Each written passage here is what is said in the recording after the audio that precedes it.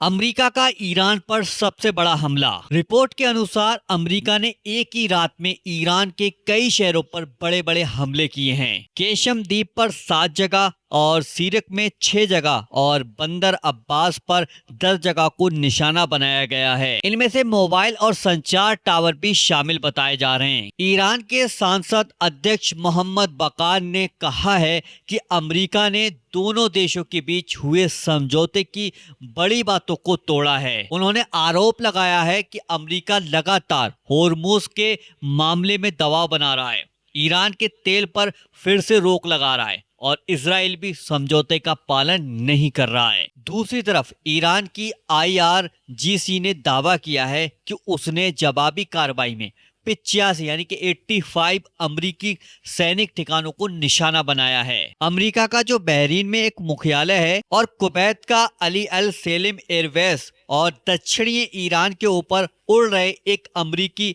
MQ-9 drone को भी मारने का दावा किया गया है। यानी कि अप्रैल में दोनों देशों के बीच जो समझौता हुआ था उसके बाद ये अमेरिका का सबसे बड़ा हमला है। इसके जवाब में ईरान भी कह रहा है कि उसने कई अमरीकी ठिकानों को और एक ड्रोन पर हमला किया है। इससे दोनों देशों के बीच तनाव एक बार फिर से बढ़ सकता है। ईरान का दावा है कि बहरीन में जो अमरीकी एयरबेस पर ड्रोन हमला हुआ है कि उसने अमेरिका के हमलों का जवाब बहरीन के शेख ईसा एयरवेज पर ड्रोन से हमला किया है। ईरानी सेना ने कहा है अगर अमेरिका बार बार हमला करेगा तो इलाके में मौजूद उसके सभी सैनिक ठिकानों को निशाना बनाया जाएगा।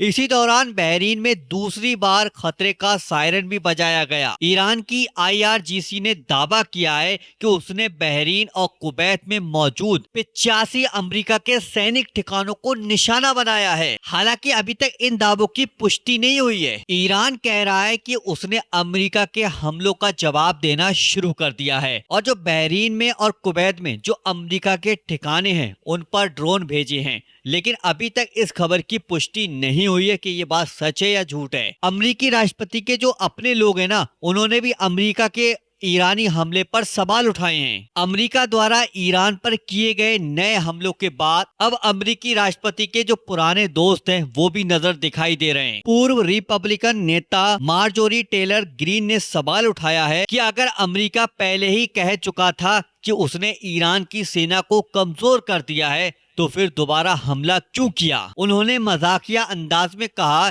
कि अमेरिकी राष्ट्रपति ने चुनाव के समय पब्लिक से वादा किया था कि वो विदेशों के लंबे युद्ध को खत्म करेंगे, लेकिन अब ऐसा लग रहा है कि अमेरिका फिर से मध्य पूर्व के लंबे संघर्ष में फंसता जा रहा है। पूर्व आतंकवादी विरोधी अधिकारी जो कैंट ने भी कहा है ईरान के साथ हुआ समझौता अब लगभग खत्म हो चुका है। उन्होंने कहा कि होर्मुज का हल सिर्फ लड़ाई से नहीं निकल सकता, सबसे अच्छा रास्ता बातचीत का है और अमेरिका को इस मामले से पीछे हटने पर भी सोचना चाहिए। यानी कि अमेरिका के अपने ही कुछ बड़े नेता अब ये कह रहे हैं कि ईरान पर बार बार हमला करना ठीक नहीं है।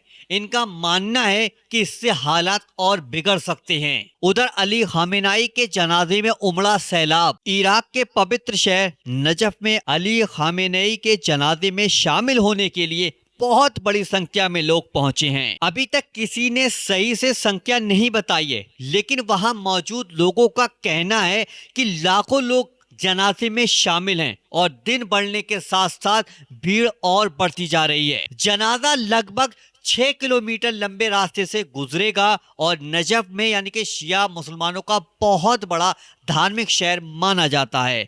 हर साल यहाँ पर बड़े बड़े धार्मिक कार्यक्रम होते हैं, लेकिन इस बार जनाजा भी सबसे बड़ा आयोजनों में गिना जा रहा है। इराक के बड़े धार्मिक गुरु अयातुल्ला अली जनाजे में शामिल नहीं हो पाए। इसकी वजह राजनीति नहीं है, उनकी उम्र लगभग 90 साल से ज्यादा है और इस समय नजफ में लगभग 45 डिग्री गर्मी है, इसलिए डॉक्टरों की सलाह पर वो जनाजे में शामिल नहीं हो सके। इसके बाद अली खामेनेई का ताबूत करबला ले जाया गया। वहां भी बड़ी संख्या में लोग पहुंचने की उम्मीद है। करबला में रस्में पूरी होने के बाद आज शाम को पार्थिव शरीर को वापस ईरान लाया जाएगा। इसके बाद यानी कि जुमरात को मशहद में उन्हें दफन किया जाएगा। यानी इस समय इराक के नजफ शहर में अली खामेनेई के जनाजे में लाखों लोग जुटे हुए हैं। इसके बाद जनाजा करबला जाएगा और फिर ईरान लाकर उसका अंतिम संस्कार कर दिया जाएगा। इसी तरीके के अंतर्राष्ट्रीय खबरें देखने के लिए चैनल को सब्सक्राइब करें और वीडियो को लाइक करके शेयर भी कर दीजिएगा।